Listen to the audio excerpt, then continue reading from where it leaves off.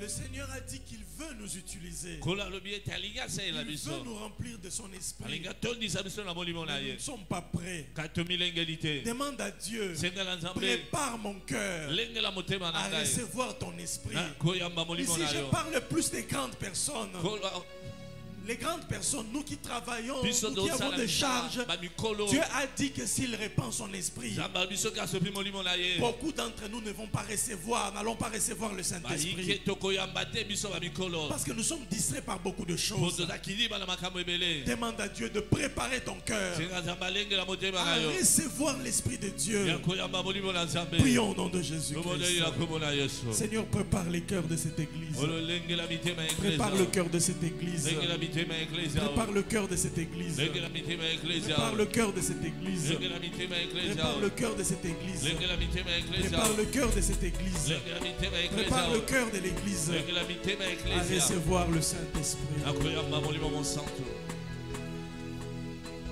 Seigneur, prépare mon cœur à recevoir ton Esprit.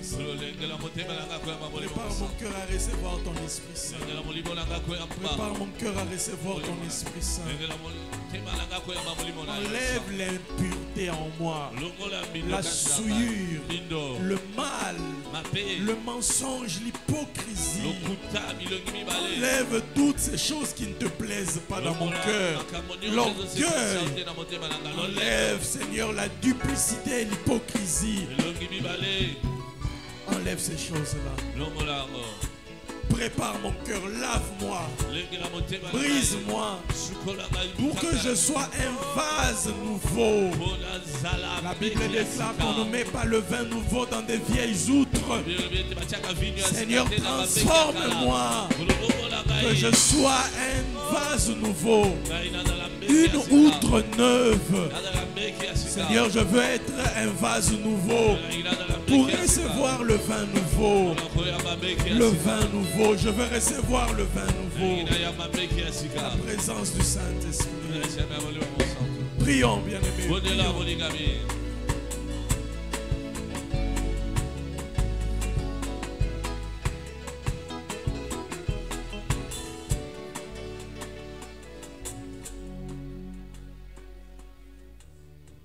Seigneur, nous bénissons ces instants et nous te demandons de bénir ta parole. La Bible déclare que ta parole court avec rapidité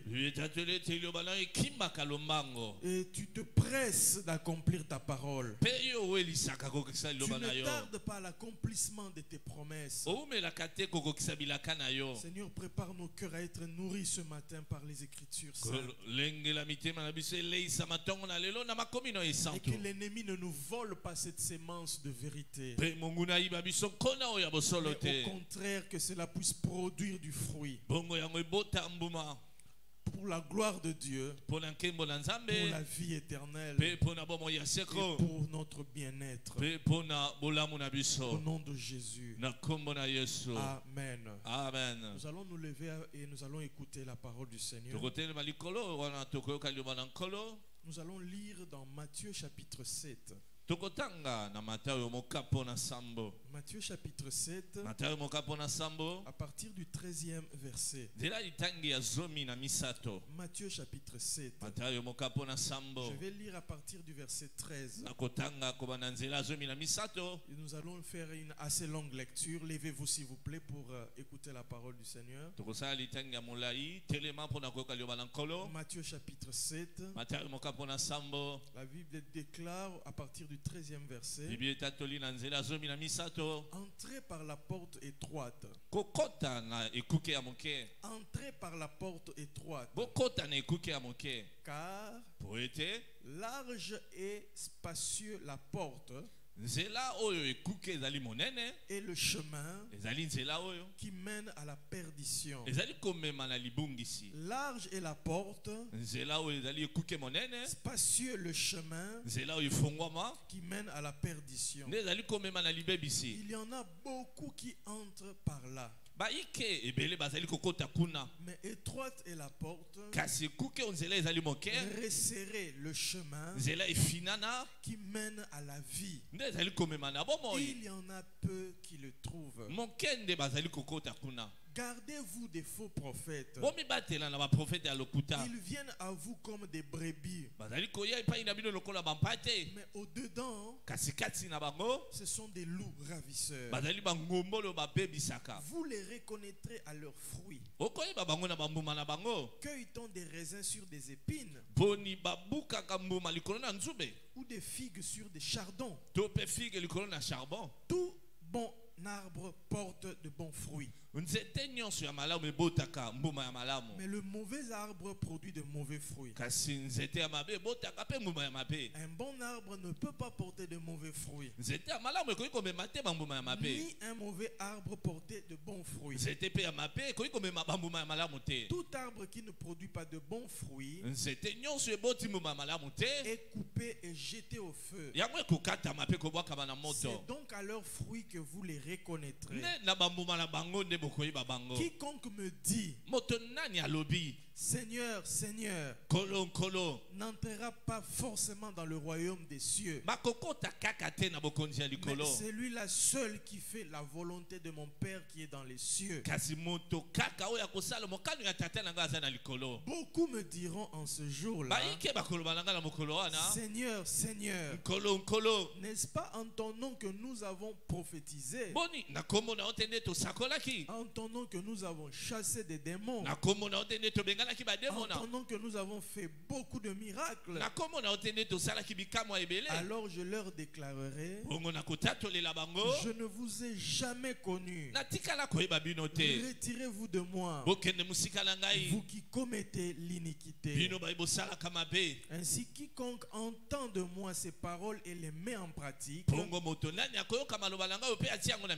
sera semblable à un homme prudent qui a bâti sa maison sur le roc. La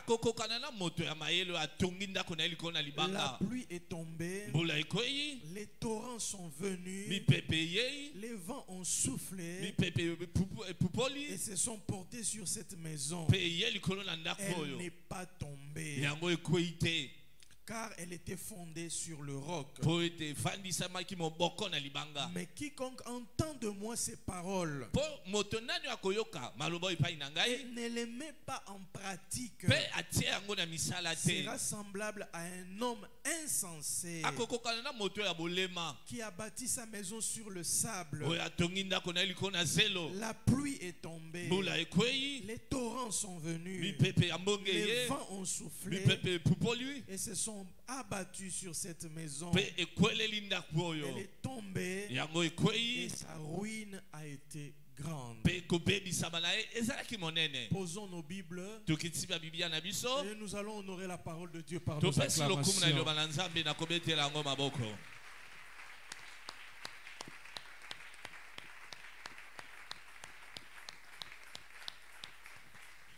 Amen, Église.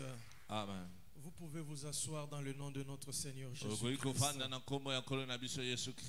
Nous sommes toujours, dimanche après dimanche, en train d'exploiter notre grand thème, pourquoi nous avons besoin du Saint-Esprit.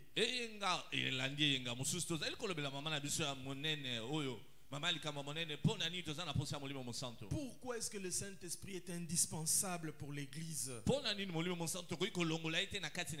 y a plusieurs raisons que nous avons évoquées. Mais il y a trois grandes raisons pour lesquelles nous avons besoin du Saint-Esprit. Je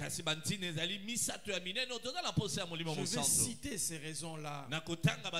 Nous avons besoin du Saint-Esprit pour nous garder des temps difficiles. Nous avons parlé avec vous que les temps de la fin seront des temps difficiles. Le Saint-Esprit est là pour nous protéger dans les temps difficiles.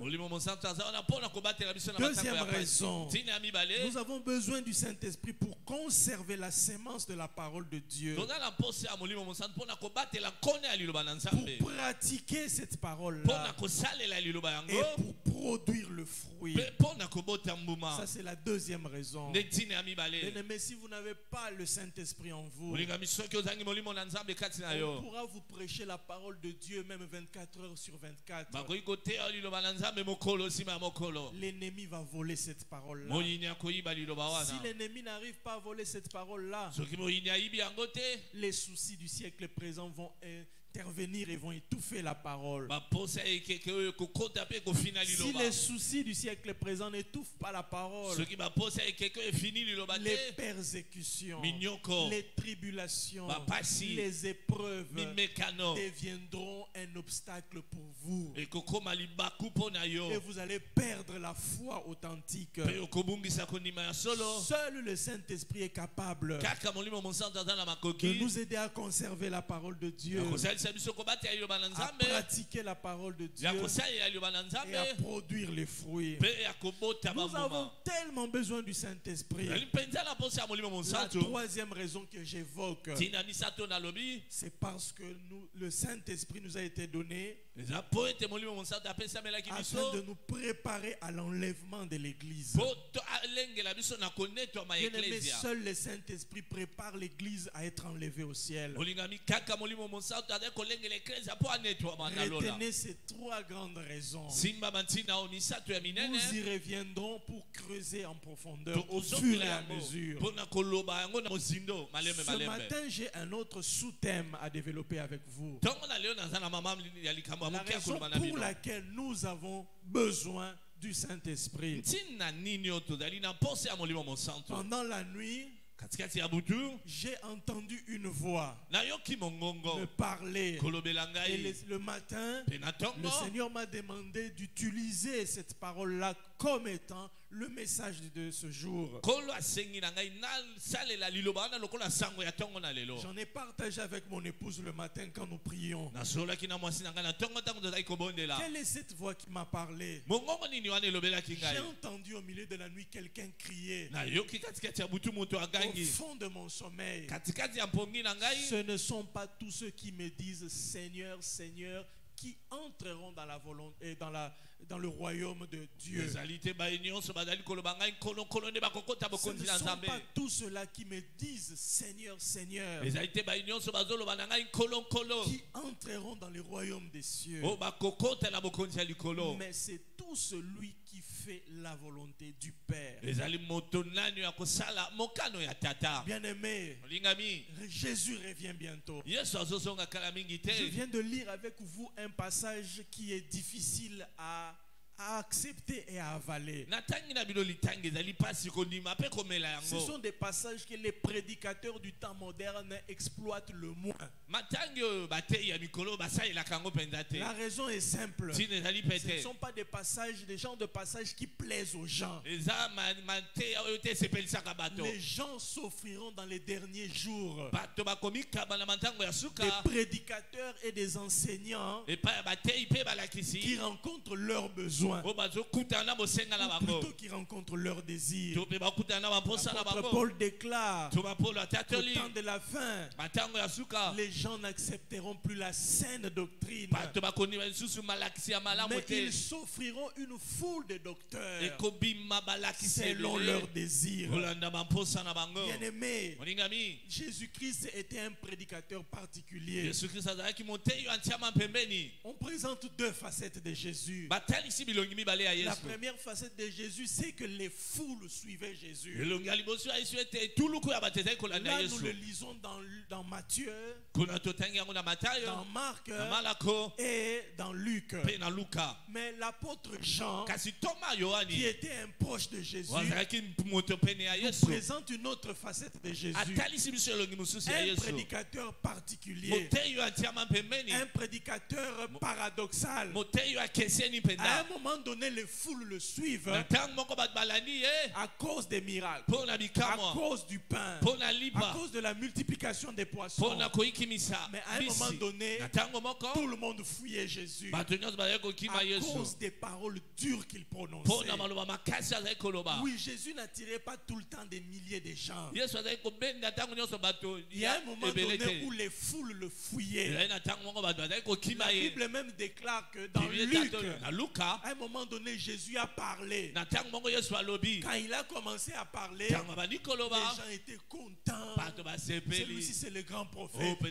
Pendant la prédication, les mêmes personnes qui glorifiaient Jésus, ils ont commencé à le pousser. On l'a chassé du temple ou de la synagogue où il enseignait. Parce que les paroles qu'il disait, c'était des paroles tellement dures. On a commencé à pousser Jésus jusque sur le haut de la montagne, là où était construite leur ville, vers une vallée, un précipice. La Bible déclare, on a voulu le précipiter là, parce qu'ils étaient furieux. Imaginez-vous, le Jésus que nous adorons, les Juifs l'ont tellement méprisé au point de vouloir le tuer. Ce genre d'épisode n'est pas arrivé qu'une seule fois. L'apôtre Jean nous dit, plusieurs fois, les Juifs ont pris des pierres, ils ont voulu lapider Jésus. À un moment donné, le Jésus que toi tu appelles Seigneur, les Juifs ont dit que, ah, tu vois, tu as un démon. Nous étions sûrs que tu as un démon. Vous savez, j'ai rencontré beaucoup de persécutions aussi dans ma vie. Des fausses accusations. Beaucoup de choses sur ma personne. Quand je pleurais pour me justifier devant Dieu, le Seigneur me disait toujours, Michel, si à moi ils ont fait ça, et toi, et toi. Alors ce sont des paroles qui m'ont souvent consolé. Mais deux fois nous cherchons à être populaires, hein? Mais la popularité peut nous emporter à la perdition. Jésus était l'homme le plus populaire et le plus impopulaire. À un moment donné, les gens le suivaient en masse. Et à un moment donné, les gens le lâchaient en masse. La preuve même, c'est qu'à la fin de sa vie, la même foule qui avait dit que c'est le fils de Dieu, le fils de David, on l'a même porté sur l'ânon pour le faire entrer comme roi dans Jérusalem. Quelques jours après, la même foule enragée est venue pour dire crucifiez-le. Mais si vous voulez entrer dans le royaume de Dieu, marchez avec Dieu, ne marchez pas avec les hommes. Les hommes tergiversent toujours. L'influence du monde, hein, l'influence des gens, même de ceux-là qui connaissent la parole de Dieu, peut vous emmener loin de la volonté de Dieu. Alors revenons dans notre thème. Ce ne sont pas tous ceux qui me disent Seigneur, Seigneur qui entreront dans le royaume des cieux. Le Saint-Esprit m'a dit à mon église ces paroles-là. Beaucoup de gens viennent à l'église, ils élèvent les mains, ils disent Seigneur Jésus, j'ai besoin de toi. Mais ce n'est pas parce que vous dites Seigneur, vous criez, vous parlez en langue, que vous entrerez dans le royaume des cieux. La première des choses que j'ai remarqué en lisant ces passages, dans la version Louis II, on dit ceci: ce ne sont pas tous ceux qui me disent Seigneur, Seigneur. C'est-à-dire Jésus parle d'abord à la foule. Tous ceux-là qui viennent en masse à l'église, qui crient, qui prient, qui pleurent, qui chassent les démons, n'entrera pas dans le royaume des cieux. Ils n'entreront pas dans le royaume des cieux. Qu'est-ce que cela veut dire? Le royaume des cieux, ce n'est pas l'affaire de la foule.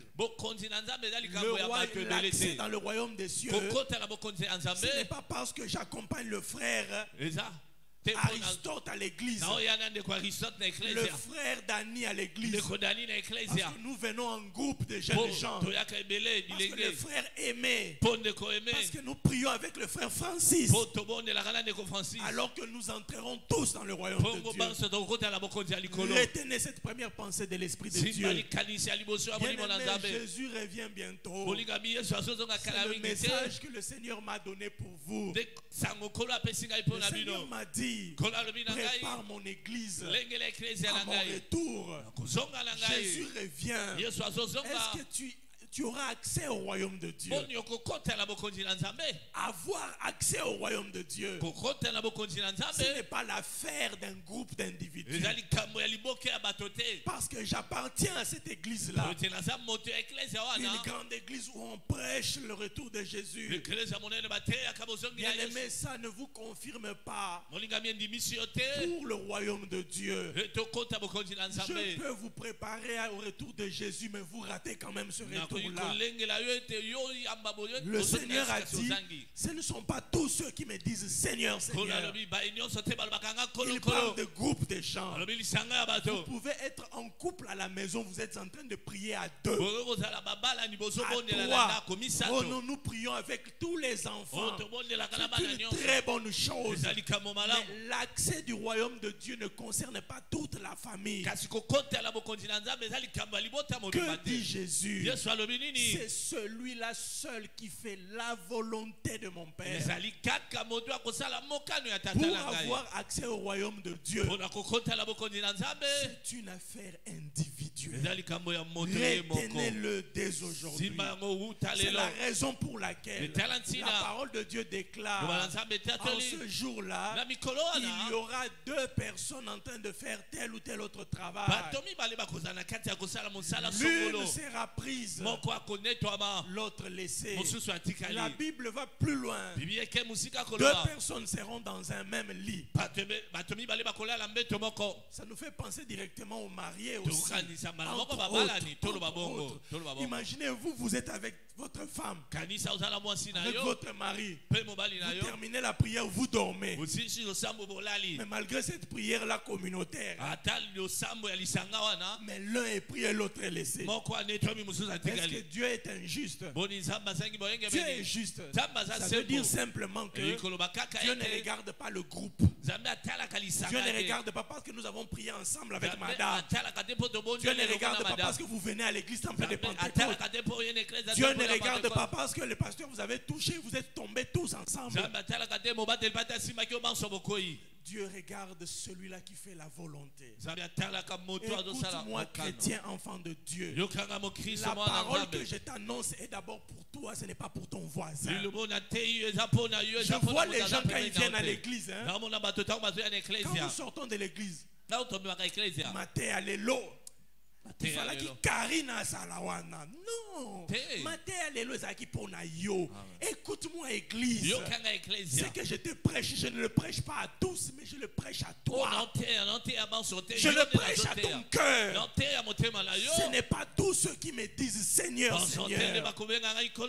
Bien-aimé, l'Esprit de Dieu a encore attiré mon attention. Le salut, l'accès au royaume de Dieu n'est pas lié aux apparences, n'est pas lié à ceux qui s'expriment. Jésus a dit, ce ne sont pas tous ceux-là qui me disent, c'est-à-dire ceux qui témoignent mon nom, qui déclarent publiquement, qui s'affichent aux yeux des hommes. Je suis chrétien, je suis pasteur, je suis ceci, je fais ceci. Ce n'est pas à cause de cela d'abord. Toutes ces choses-là spirituelles sont bonnes, mais il y a quelque chose de plus excellent. Jésus a dit, c'est celui-là qui fait la volonté de mon Père. Celui-là qui fait la volonté de mon Père. Jésus a donné beaucoup d'enseignements sur le fait d'accomplir la volonté de Dieu. Dieu. L'un des enseignements qui m'a le plus touché concernant le fait de faire la volonté de Dieu, le Seigneur avait l'habitude de dire à ses disciples que ce que ta main droite est en train de faire, que ta main gauche ne le sache pas. Bien aimé, dans l'entendement de Jésus, faire la volonté de Dieu, agir devant Dieu, c'est quelque chose d'abord de personnel, mais aussi de caché, de secret. Ça veut dire quoi? Ça veut dire que pour Dieu, ce qui importe le plus, ce n'est pas nos apparences, mais c'est notre état réel dans le secret. Qui es-tu dans le secret? La volonté de Dieu que nous faisons, ce n'est pas la volonté de Dieu que nous faisons pour plaire aux gens, mais c'est la volonté cachée de Dieu. C'est la marche privée, personnelle, intérieure. Qui es-tu devant Dieu? Enfant de Dieu, écoute-moi. Membre de l'église, écoute-moi. Vous tous qui fréquentez le temple de Pentecôte, le Saint-Esprit te pose la question ce matin. Qui es-tu en secret? Dans ton cœur là, qui es-tu? Quelles sont les pensées de ton cœur?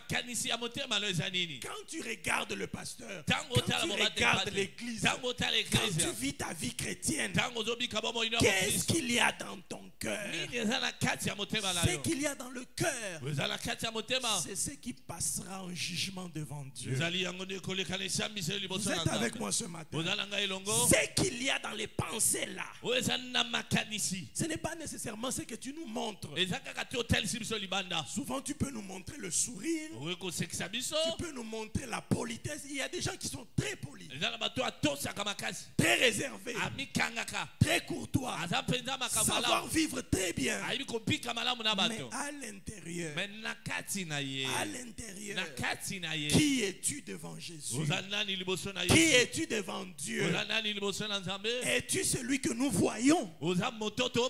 Es-tu celui qui apparaît devant nous? Ou dans tes pensées, il y a autre chose. Il y a une autre nature. Peut-être dans tes pensées, tu nous maudis, mais tu attends seulement l'occasion favorable. J'ai entendu des gens dire l'occasion nous manquait. Mais quand le confinement est arrivé, nous avons dit donc les gens peuvent vivre avec nous ici. Tu peux me donner la dîme, mais il y a un couteau, il y a un couteau. Il y a des gens qui sont comme ça. Bien aimé, Dieu ne jugera pas les apparences. Le jugement, ça ne sera pas la trompette sonne. Église temple de Pentecôte. Le pasteur qui passe devant. Derrière, il y a les papas Links, les papas Jean-Michel, les papas Alex, tout le monde. On nous met en groupe là avec les codim. Bon, église temple de Pentecôte, vous avez été délibérés. Approuvé, vous entrez. Qui n'a raison. C'est pas ça. Il n'y aura pas d'église temple de Pentecôte. Il y aura celui qui fait la volonté de Dieu. La volonté de Dieu est d'abord cachée dans le cœur. C'est quelque chose de secret. Dieu parle au cœur. La volonté de Dieu, c'est la relation que tu as avec la parole de Dieu. C'est même la relation que tu as avec les hommes, mais dans le secret. Tu peux être avec les gens, mais tu vis pour faire plaisir. Vous savez, il y a des gens qui se sentent un peu faibles. Hein? Il s'est dit, le jour où je serai fort, c'est comme ça que vous voyez que la bénédiction trouble certaines personnes. Nous te voyons aujourd'hui, frère Boaz. Frère Boaz, il est gentil. Mais nous ne savons pas. Le jour où Dieu fera grâce, une porte s'ouvre. Frère Boaz, secrétaire général de l'enseignement primaire, secondaire et professionnel. Boaz, est-ce que ce sera le Boaz de la Bible ou bien le Boaz qui veut régner? Le cœur cache beaucoup de choses. Le cœur cache beaucoup de choses. Un cœur est capable de se cacher pour faire plaisir. Il y a beaucoup de motivations qui peuvent se cacher dans le cœur. Il y a des gens qui se cachent parce qu'ils sont faibles, parce qu'ils n'ont pas l'argent. Il y a des gens qui se cachent parce qu'ils n'ont pas l'opportunité de faire le mal. Il y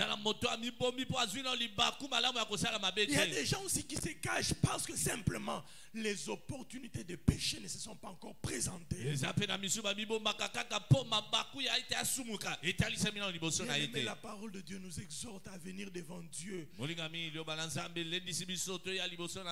et à nous laisser être éclairés par sa parole. Ce ne sont pas tous ceux-là qui disent Seigneur, Seigneur. Bien-aimé, tout ce que tu fais, tout ce qui constitue ton apparence, ce n'est pas ce qui compte le plus, mais c'est ce qui est caché à l'intérieur de toi.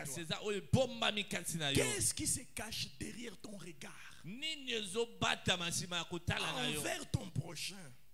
Qu'est-ce qui se cache derrière le fait d'être réservé? Quand tu dis là, est-ce que réellement parce que Dieu le veut? Ou bien parce que tu es faible le jour où tu auras l'occasion de te venger?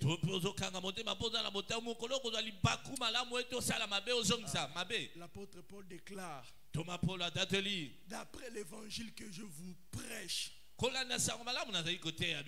Dieu amènera en jugement toutes les pensées des cœurs. Mais Dieu va juger ce qui est à l'intérieur de nous. Et c'est d'après ce jugement que certains auront accès. D'autres seront rejetés. Ce matin, l'Esprit de Dieu m'a conduit à parler avec vous. C'est quoi faire la volonté du Père? Bien-aimé, ne ratez pas le ciel. Je vous en conjure. Ne ratez pas l'accès dans le royaume de Dieu. Jésus a dit, ce ne sont pas tous ceux-là qui me disent Seigneur, Seigneur. Tous ceux qui crient haut et fort. Tous ceux-là qui ont des grands titres. Tous ceux-là qui ont des grandes foules qui me suivent. Tous ceux-là qui font des grandes actions pour Dieu. Pas ça. Mais c'est celui-là. Jésus n'a même pas dit cela. Mais celui-là. Faire la volonté de Dieu, c'est une affaire individuelle, personnelle, secret. Qui es-tu dans le secret? Dans tes pensées, qui es-tu? Est-ce que tu fais la volonté de Dieu? Bien-aimé, d'après le Seigneur Jésus, j'ai retenu deux façons de faire la volonté de Dieu pour nous. C'est quoi faire la volonté de Dieu? Premièrement, Jean chapitre 6 verset 40. La Bible déclare ceci. Jean 6 verset 40. Voici en effet la volonté de mon Père, que quiconque voit le Fils et croit en lui ait la vie éternelle, et je le ressusciterai au dernier jour. C'est ça la volonté de Dieu. Celui-là qui voit le Fils et qui croit en lui croire en Jésus-Christ. C'est la toute première volonté de Dieu. Bien-aimé, beaucoup ne croient pas en Jésus. Je vais insister sur un concept qui nous trouble. Beaucoup ont accepté de suivre Jésus.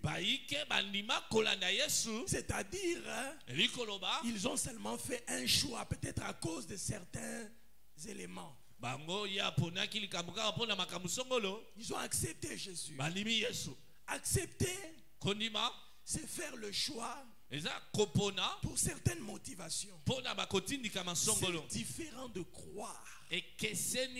Lisez dans le Nouveau Testament. Ceux qui sont sauvés, ce ne sont pas ceux qui acceptent simplement. Ceux qui sont sauvés, c'est ceux qui croient. La Bible déclare dans le livre de Marc chapitre 16, allez dans le monde entier, prêchez la bonne nouvelle. Ceux qui croiront et qui seront baptisés seront sauvés. On n'a pas dit ceux qui acceptent. L'acceptation, ça peut simplement être une affaire intellectuelle. On prêche bien l'église temple de Pentecôte. J'accepte de faire partie de l'église temple de Pentecôte. À l'église temple de Pentecôte, c'est propre. J'accepte. On explique la parole de Dieu, j'accepte. On prie pour les malades, j'accepte. Il y a beaucoup de motivations qui peuvent pousser les gens à accepter la parole de Dieu. L'acceptation ne sauve pas. La parole de Dieu déclare: faire la volonté du Père, c'est croire en Jésus. Mais tous ceux-là qui croyaient étaient sauvés. Maintenant, ce matin, j'aimerais vous dire, croire en Jésus implique un certain nombre d'éléments. C'est différent des gens qui ont accepté de venir à l'église. J'étais jeune gagneur d'âmes. On nous apprenait à sortir pour gagner les âmes dans notre église. Des fois quand on parlait de Jésus, il y a des gens qui ne voulaient pas croire dans la parole de Dieu.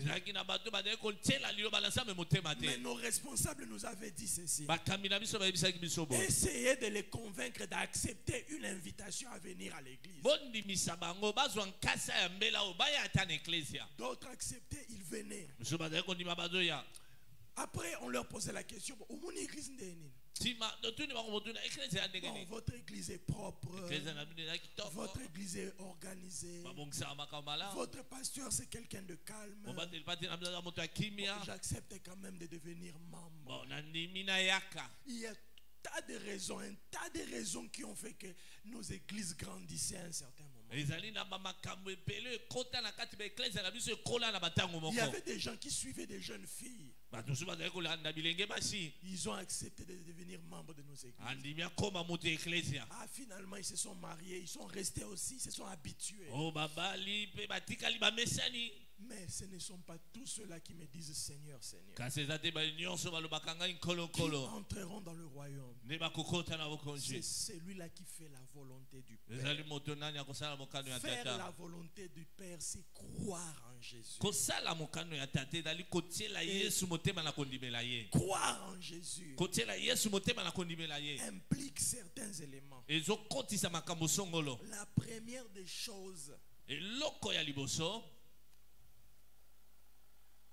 quand quelqu'un a cru en Jésus,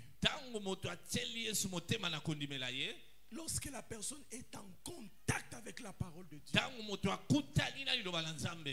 ceux-là qui croient,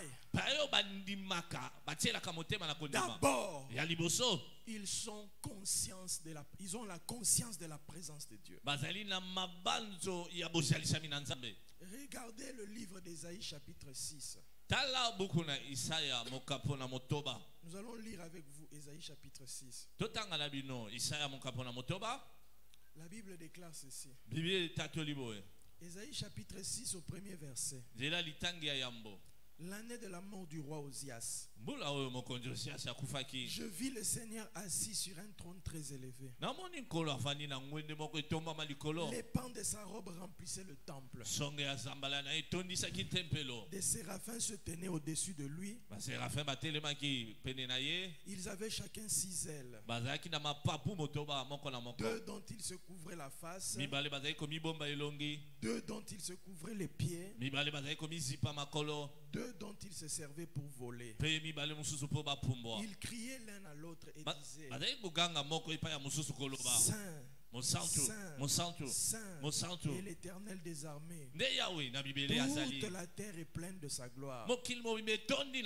Les soubassements des seuils frémissaient à la voix de celui qui criait. Et la maison se remplit de fumée. Alors je dis: malheur à moi, je suis perdu, car je suis un homme dont les lèvres sont impures. J'habite au milieu d'un peuple dont les lèvres sont impures. Et mes yeux ont vu le roi, l'Éternel des armées. Bien-aimé, tout celui qui croit en Jésus, lorsqu'il est en contact avec la vraie parole de Dieu,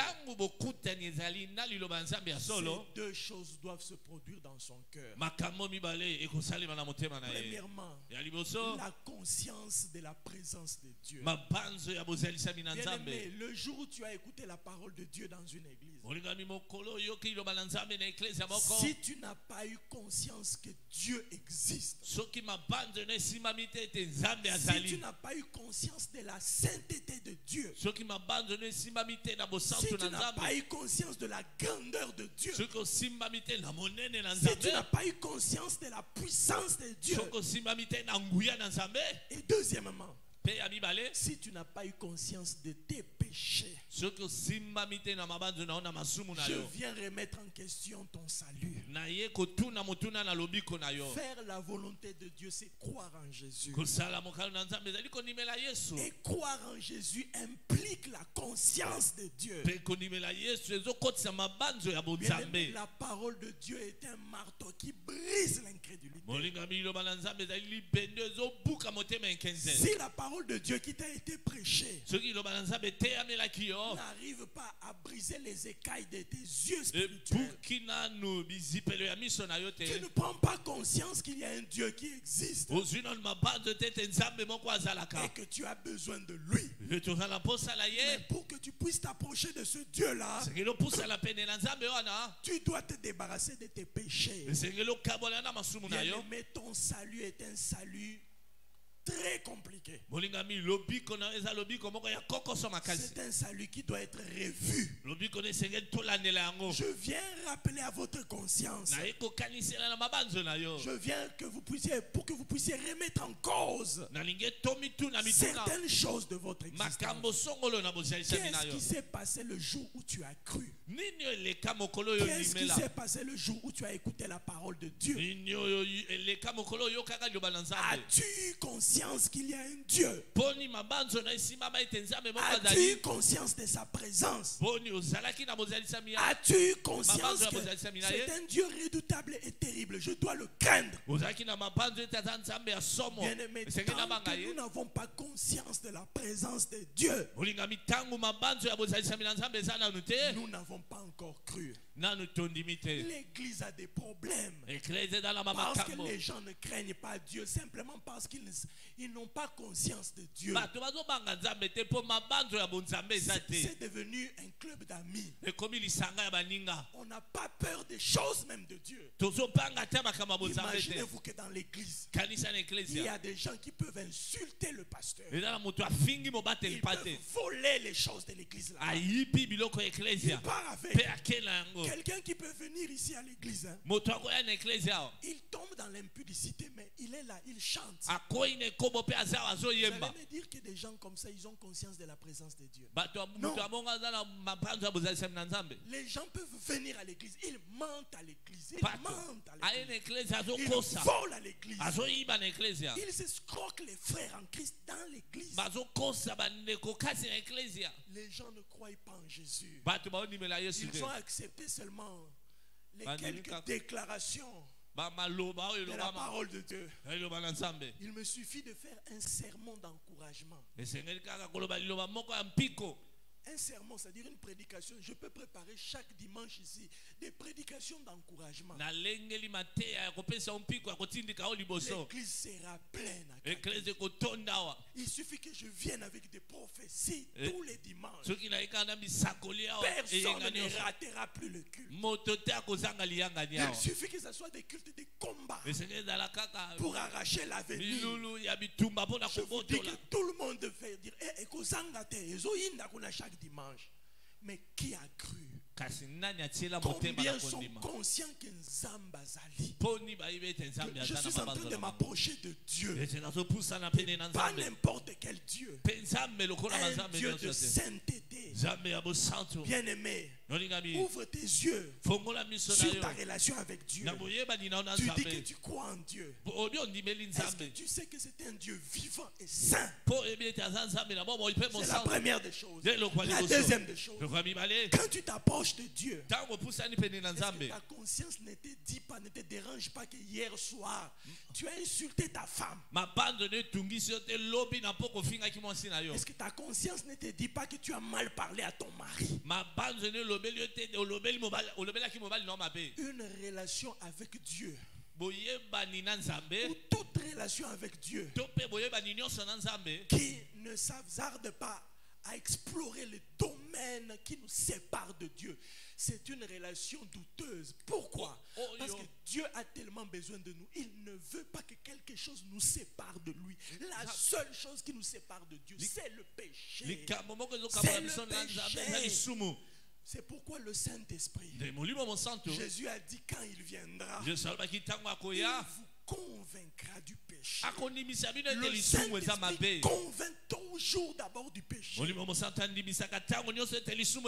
avant de faire autre chose. Parce qu'il veut que nous soyons en relation avec Dieu. Mais si le péché, le domaine du péché n'est pas retravaillé dans nos cœurs, nous sommes en train d'aller tout droit en enfer. Croire en Jésus implique être conscient de ses péchés. Le jour où tu as cru, si la puissance de la parole de Dieu n'a pas dévoilé les secrets cachés de ton cœur, tu vas en enfer. Je suis en train de te le dire. Si la puissance de la parole de Dieu n'a pas mis à nu ta vie de péché, ton escroquerie, ta sorcellerie, ton impudicité, tes mensonges, ton ivrognerie. Écoutez, je ne parle pas des prophéties, je parle du Saint-Esprit qui éclaire l'âme. Si le pouvoir de la parole de Dieu n'a pas encore exploré les domaines secrets de ton cœur, si la parole de Dieu par le pouvoir du Saint-Esprit ne te convainc pas, tu es un pécheur. Dieu est un Dieu saint. Tu ne peux pas t'approcher de Dieu sans abandonner ces choses. Bien-aimé, si ce travail-là n'a pas été fait, on n'est pas fait continuellement dans ta vie, tu es en danger. Mon rôle en tant que berger et pasteur, c'est de parler de la parole de Dieu. C'est ça la parole de Dieu. Croire en Jésus implique deuxièmement la conviction que Jésus-Christ est la seule solution. Je vous ai dit que Faire la volonté de Dieu, c'est croire en Jésus. Mais maintenant, je vous explique qu'est-ce que signifie croire en Jésus. Vous qui écoutez la parole de Dieu, sachez que c'est Jésus seul qui est la solution qui peut vous sauver. Il y a des gens qui sont dans l'église, mais ils ne croient pas que Jésus peut faire quelque chose pour eux. Ils sont là toujours en train de se débattre, mais ils ne se confient pas totalement à Jésus. Ils ne se confient pas aux hommes de Dieu pour qu'on leur apporte de l'aide. Bien aimé, croire en Jésus, c'est avoir la conviction. Sans Jésus-Christ, tu ne pourras rien faire. Et tu dois t'attacher à Jésus pour que lui seul te délivre du péché, ainsi que de tout ce qui te sépare de Dieu. Croire en Jésus implique aussi le renoncement. Bien aimé, si la parole de Dieu a touché ton cœur, le Saint-Esprit travaille toujours pour que nous puissions renoncer à notre passé. Bien aimé, je vous prêche l'évangile du salut. L'évangile du salut, c'est le renoncement. Renoncer à la vie passée, renoncer à la vie d'impureté, renoncer à l'hypocrisie, arrêtez de vous cacher. Vous pouvez vous cacher devant les hommes. Dieu vous connaît. Dieu sait qui tu es. Tu es en train de lire le péché que tu caches au fond de ton âme. Le Seigneur connaît les motivations de ton cœur. Vous savez pourquoi nos églises manquent de stabilité? L'église est remplie entre autres des gens qui sont des hypocrites. Ils n'ont pas renoncé au mal, mais ils viennent avec des agendas cachés. Tu viens quelque part, tu ne veux pas abandonner le péché, mais tu veux qu'on prie pour toi pour que tu sois béni. Tu vas marcher avec ce pasteur-là jusqu'au jour où ton péché sera mis à nu. Nous les pasteurs, nous souffrons beaucoup à cause de ces choses-là. Vous recevez quelqu'un qui se dit être brebis, mais en réalité c'est un véritable loup. Mais notre difficulté c'est quoi? En tant que pasteur, je suis obligé de recevoir tout le monde à bras ouverts. L'apparence du pasteur, la face que les pasteurs présentent, c'est toujours le sourire, c'est toujours ouvrir les bras. Mais allez un peu voir derrière le dos du pasteur. Derrière nos dos se cachent des blessures qui saignent. Les enfants de Dieu, qu'est-ce qu'on ne dit pas sur notre dos? Qu'est-ce qu'on ne dit pas? Le pasteur vous reçoit. Les secrets, il cache. Tout, il cache. Mais quand tu ne reçois pas ce que tu cherches, j'ai même vu des gens commencer à fouiller. À ce jour-là, il m'avait dit ça. Donc, il veut me faire ça. C'est seulement Dieu qui payera les pasteurs. Parce que si je me dis humainement que je commence à me venger, du reste, que Dieu me garde, puisque si je commence, Dieu va me tuer. Admettons que j'agisse sur le plan humain, mais je vais commencer simplement à dévoiler les secrets. Mais je ne peux pas faire ça. Un vrai serviteur de Dieu mourra avec tous les secrets qu'il a. Je dis bien un vrai. Il mourra avec les charges qu'il a. Mais que ne nous font pas les enfants de Dieu? Tout ça pourquoi? L'hypocrisie. On ne veut pas renoncer au mal, mais on vient là. Parce qu'on a des agendas cachés. Parce qu'on cherche le pasteur, on cherche l'église pour satisfaire certains besoins, certains désirs. Alors, on est prêt à évoluer avec un certain serviteur de Dieu jusqu'à un certain niveau. J'ai vu beaucoup de gens, je ne les appellerai pas des enfants de Dieu. Ils sont venus à l'église. Tant que je n'avais pas touché le point qui fait mal là, on était bien avec eux. Mais quand tu touches seulement à un péché caché, soit c'est l'impudicité, d'autres c'est le mensonge, d'autres encore c'était l'ivrognerie, d'autres c'était l'adultère. Quand j'ai touché seulement à ce point-là, des problèmes ont commencé. Des problèmes ont commencé. Mais quand il va quitter l'église ici, il va partir là-bas.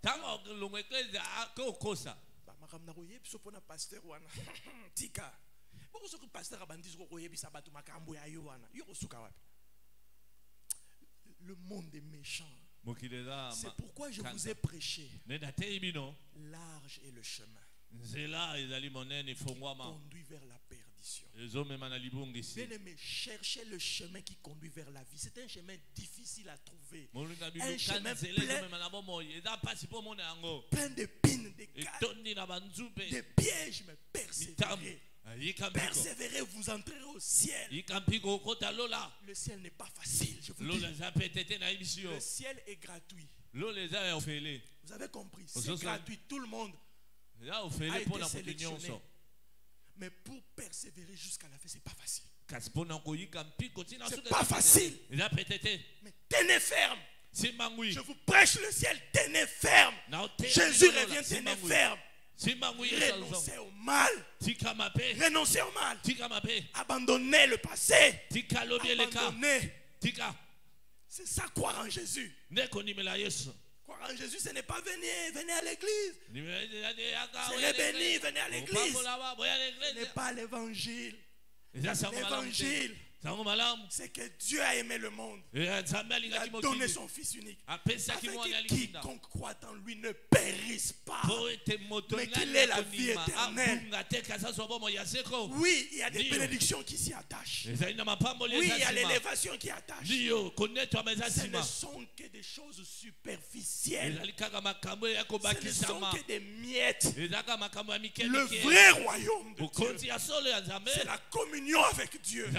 Et pour gagner cette communion avec Dieu, il y a des épreuves, il y a des trahisons, il y a des chocs. Même les enfants de Dieu peuvent t'abandonner. Si les enfants de Dieu t'abandonnent, toi n'abandonne pas. Oh, on m'a pas fait le suivi. Oh, quand tu fait le licolo, on m'a pas fait le suivi. Oh, il y a les pour te saluer au suivi, tu es l'église.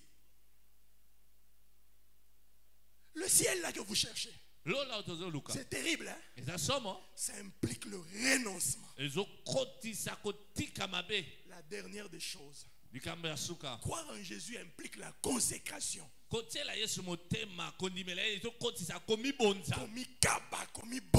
Pas n'importe quelle consécration.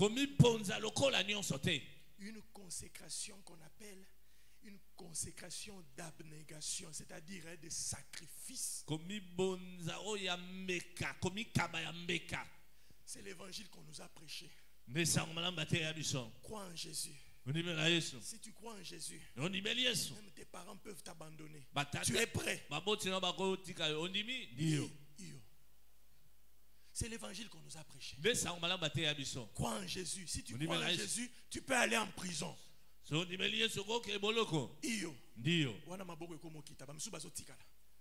étions nombreux.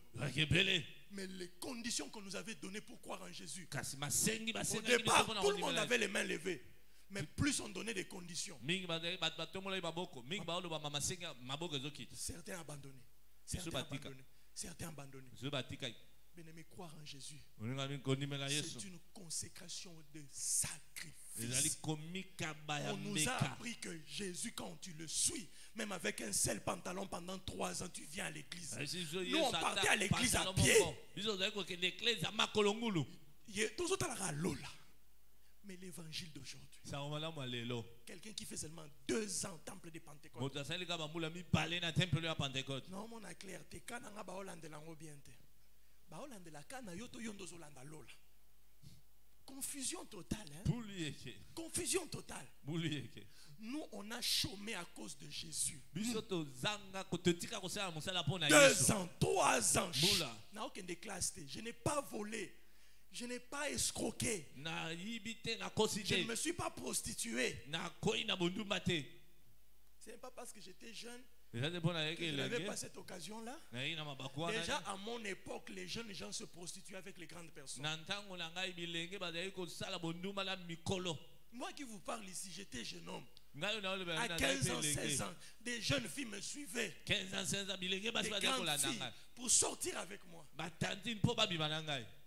Je leur disais, je ne peux pas faire ça, j'appartiens à Jésus. Je me rappelle plusieurs fois où j'ai invité plusieurs jeunes filles à venir à l'église là où je priais. Elles me suivaient derrière, mais on m'avait appris que l'impudicité conduit en enfer. Aujourd'hui, l'évangile a changé. Tu peux tomber dans l'impudicité dès que tu viens. On regarde d'abord ta position.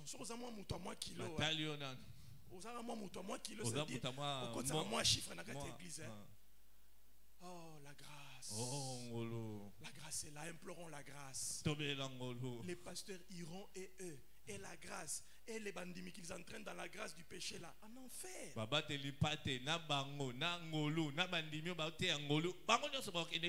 Nos églises sont remplies de vrais chèques. Des chèques. Kuna ba chèques. Ngana benga bango ba chèques. Bazo beta na ba basuki et telema boye na ba pantalon kitawa na ba ya ba chèques. Ba chèques ba kotelanga na église de Yesu.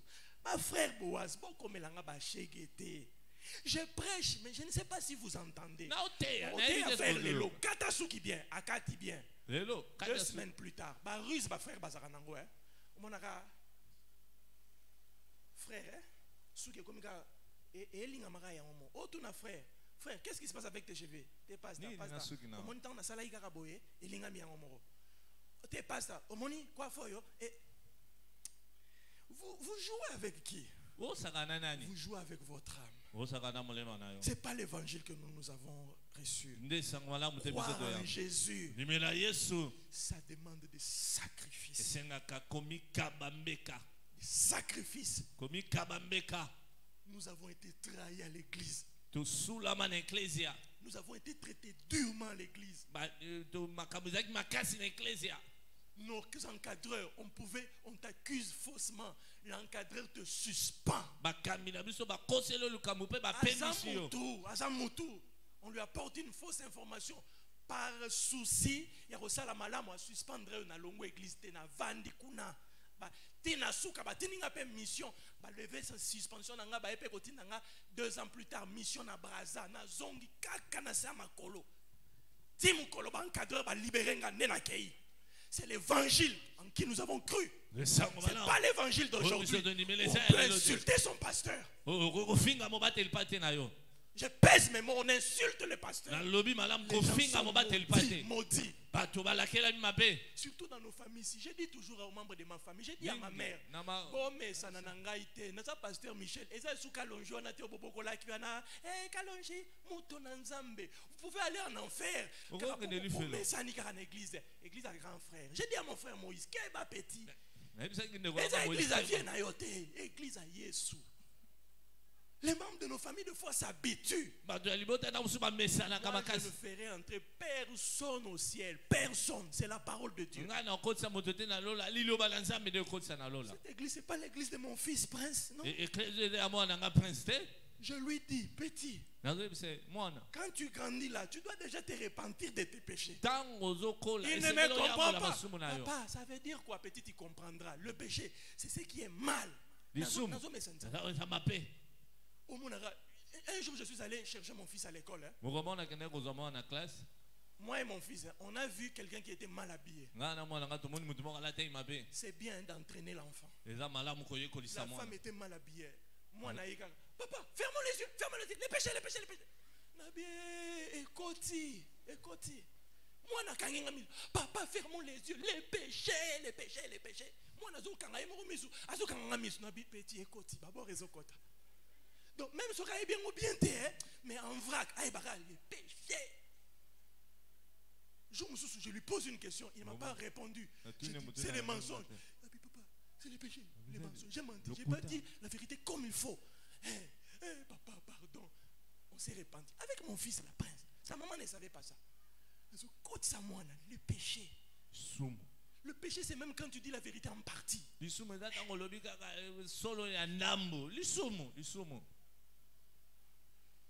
L'évangile, c'est le renoncement. Ce n'est pas être capricieux.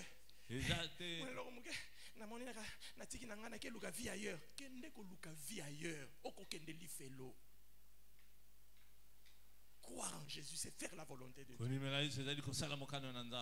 La deuxième volonté de Dieu que je vais vous révéler ce matin avant qu'on conclue.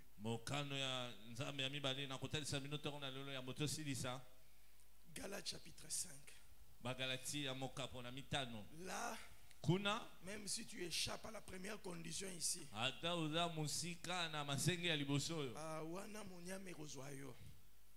Galates chapitre 5. Verset 16. Je dis donc, marchez par l'esprit, et vous n'accomplirez point les désirs de la chair. Je vais lire le verset 21.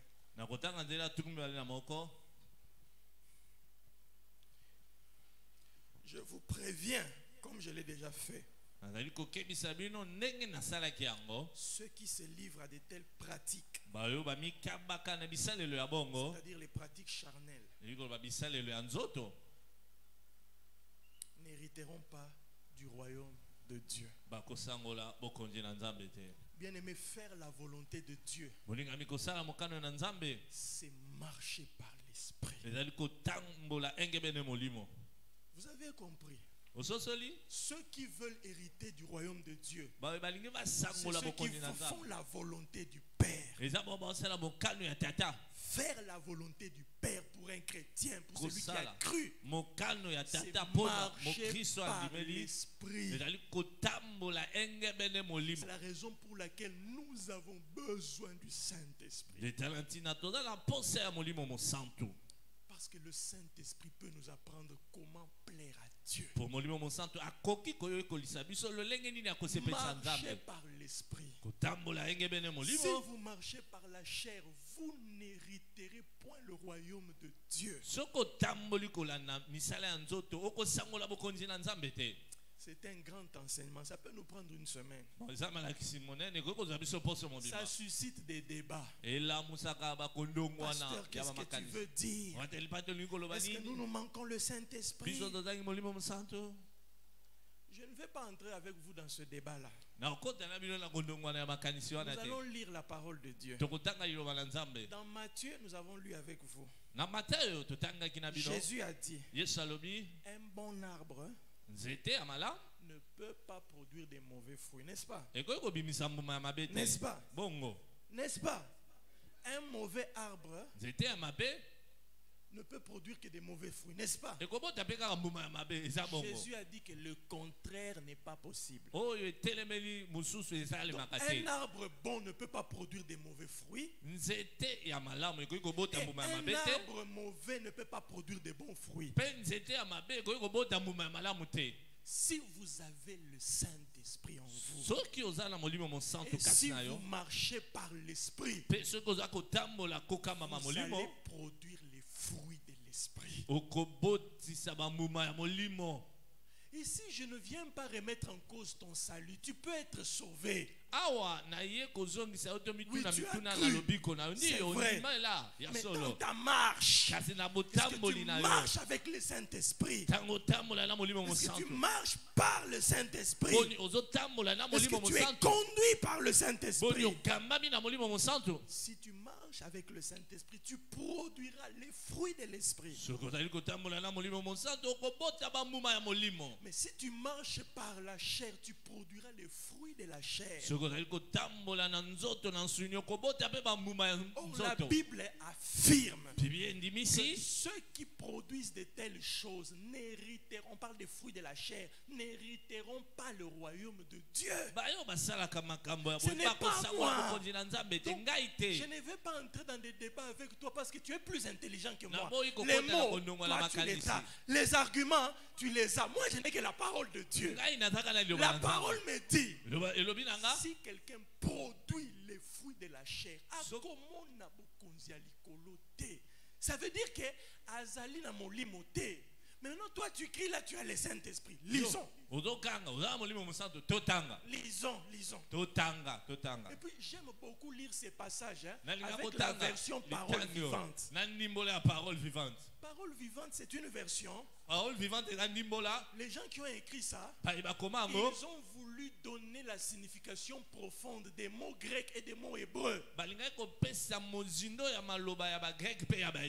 Écoutez maintenant le comportement de quelqu'un qui marche avec le Saint-Esprit, qui ira au ciel, et le comportement de quelqu'un qui marche dans la vie charnelle et qui risque d'aller en enfer. Qui risque d'aller en enfer. Comme ça, moi, je vais conclure le culte. Nous allons prier. Je vais te donner toi-même le devoir. À toi-même le devoir. Toi-même, va voir si tu marches avec l'Esprit de Dieu. Si tu es candidat du ciel, ou si tu marches par la chair et si tu es candidat de l'enfer. Lisons Galates chapitre 5.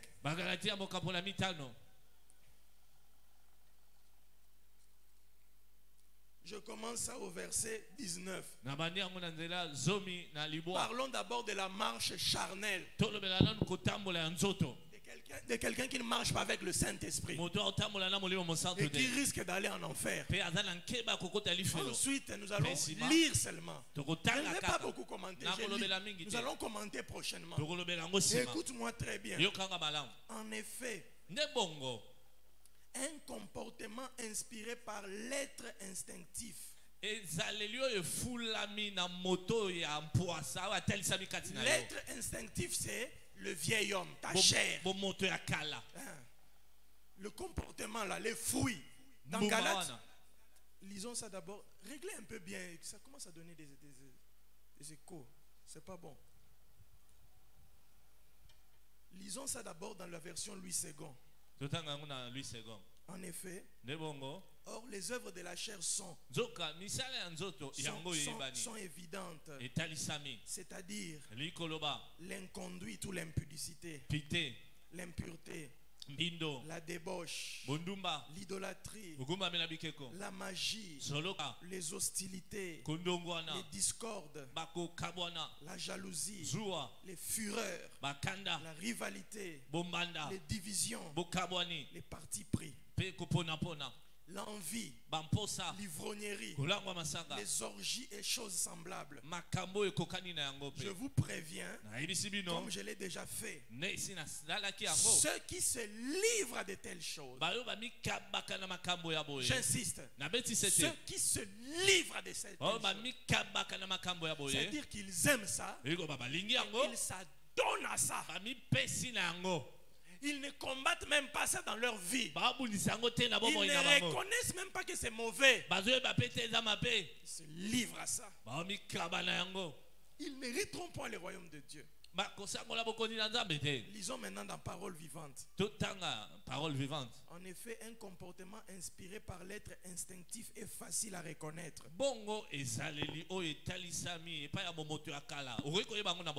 On sait bien de quoi est capable l'homme livré à ses penchants naturels. Ce sont d'abord les pensées impures. Je ne vais pas encore commenter. Je ne fais que lire. Dans les pensées impures, il n'y a pas que les pensées de la sexualité. Non. Dans les pensées impures, il y a toutes les pensées méchantes là. Ce sont des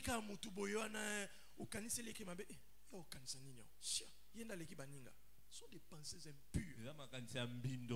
Des pensées de méchanceté sur les gens. Au nom de rien. Jugez ma bé. au nom de rien. Tu juges mal tout le monde.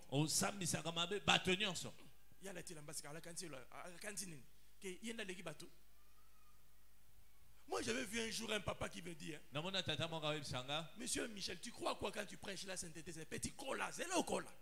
Okutana basi musu na vie na ebisi papa na okima bango yondo linga okutana bango zo yamba bango nga na okutana bango na okima likamni no zo la kelanga mabebo petit yona no moni basité na ebi papa tant na komona na okanga misu pardon tiko la kelanga mabe. Donc il voulait me convaincre que derrière la sainteté jour au monde nabi kelam petit okweya nabi papa il y a un Dieu qui peut nous protéger. Il y a un Dieu qui protège. De fois, c'est une question de décision. Je n'ai pas dit que mais je vais demander, Jésus, ferme les yeux, pardon. Je vais fuir. Pourquoi les hommes aiment l'impureté? Ce sont des pensées impures. La sensualité. L'immoralité, l'indécence, le libertinage. L'indécence, hein? Vous savez l'indécence c'est quoi? Surtout en matière d'habillement. Les habillements provocateurs que les sœurs aiment mettre à l'église. On a demandé à une sœur à l'église, pourquoi tu es habillé comme ça? Eh, papa, c'est pas moi, c'est mon corps. Merci. Tu iras avec ce corps-là en enfer.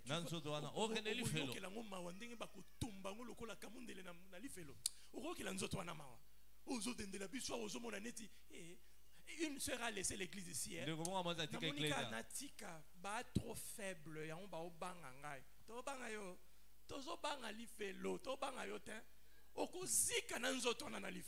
Continuez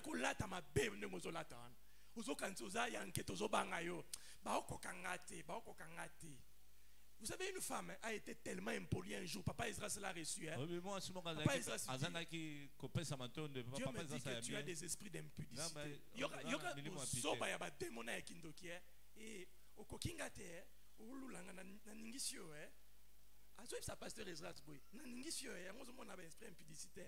un homme de Dieu qui te dit que tu as des esprits d'impudicité. Il y a des gens qui se jouent. Jouer. Et comme le PMI, PMI jouer, gagner. L'ifelo, joue avec les hommes de Dieu. Joue avec la parole de Dieu. Joue avec l'église de Dieu. Toujours habillement.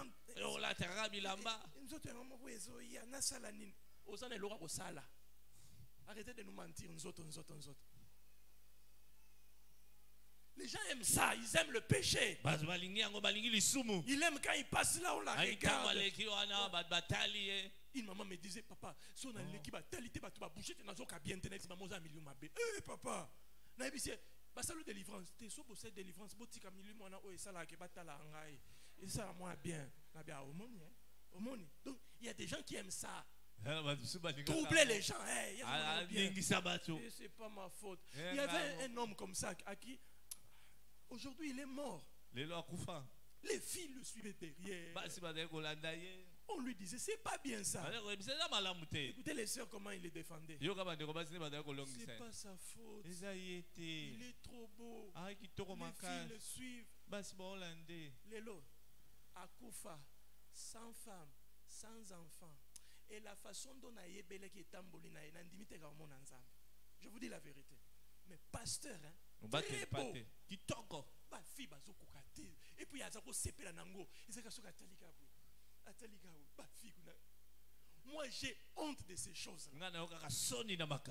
Jamais vous ne me trouverez un jour en train de dire un tel m'a aimé. Même toutes les filles là qui m'ont suivi quand j'étais païen. Terrible, hein? Non, je ne peux pas. Pourquoi?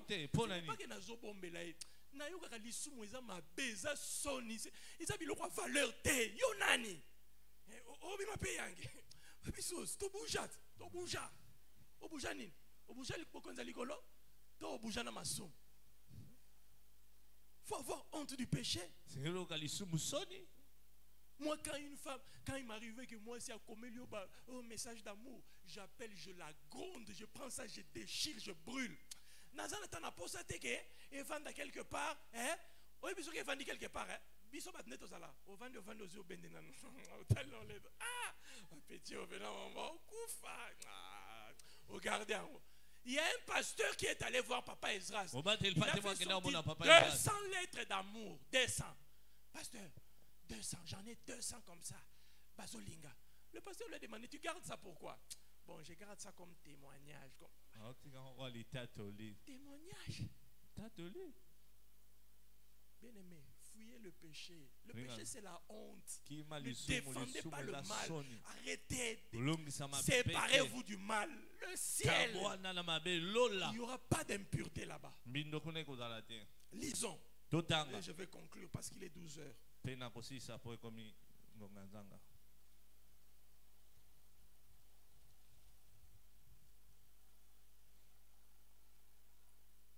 C'est le libertinage.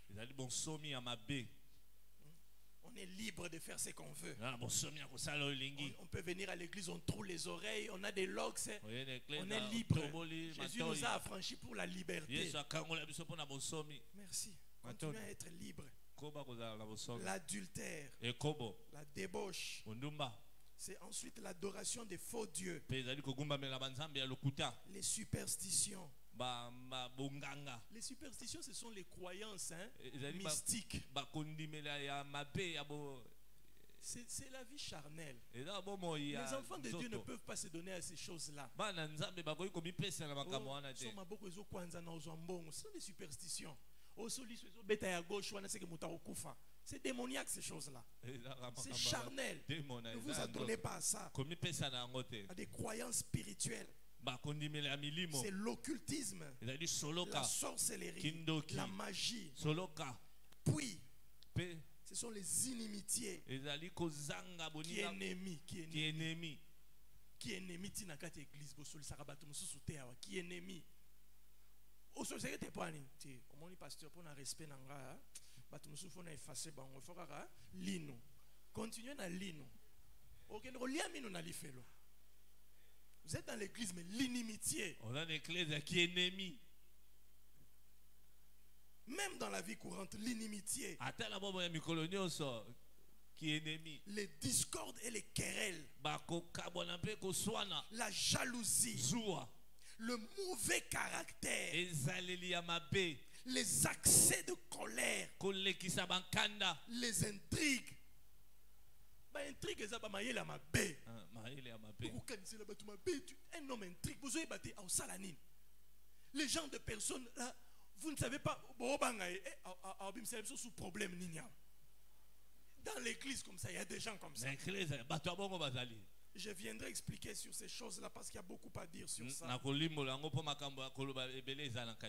Les fausses doctrines, plutôt les cabales, les rixes, les rivalités inspirées par des fausses ambitions égoïstes, aboutissant à des dissensions et à des scissions dans l'église.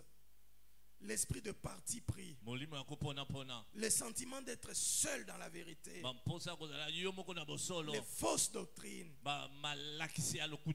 les divisions, la haine, l'envie, l'ivrognerie, même la gloutonnerie, les beuveries.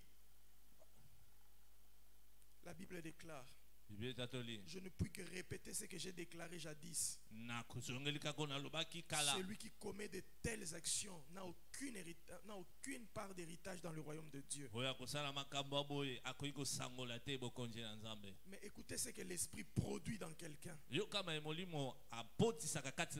fruit de l'esprit, c'est l'amour, la joie, la paix, la patience, le bon caractère, l'amabilité, la serviabilité, fidélité, la bonté, la générosité, la fidélité, la confiance dans les autres, la douceur, la modestie, l'humilité, l'aptitude à céder et à s'adapter, la tempérance, la chasteté, la maîtrise de soi. Aucune loi n'interdit cela. Et contre ceux qui vivent ainsi, elle n'a même pas besoin d'intervenir. Ceux qui appartiennent à Jésus-Christ ont cloué à la croix leur vieille nature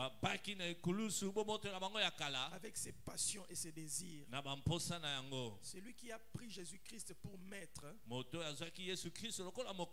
est mort avec lui à ses projets, à ses plans personnels. Puisque l'esprit est la source de votre vie, laissons-nous aussi conduire par l'esprit. Suivons les indications de l'esprit. Agissons comme l'esprit le désire. C'est cela être spirituel. Courbons nos têtes dans la prière. Demande à Dieu de t'aider à marcher par l'esprit. Je vais dans les jours qui viennent entrer en profondeur la marche de l'esprit. Prie pour ton cœur par rapport à ce que j'ai lu ici. Dis à Dieu, Seigneur, quelle est cette nature que je vois dans mon cœur?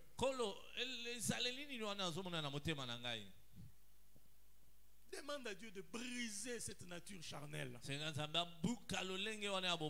et de t'aider à vivre par l'esprit de Christ. Prions tous ensemble. Commence à prier pour toi-même. La Bible déclare que ceux qui pratiquent les œuvres de la chair n'hériteront point le royaume de Dieu.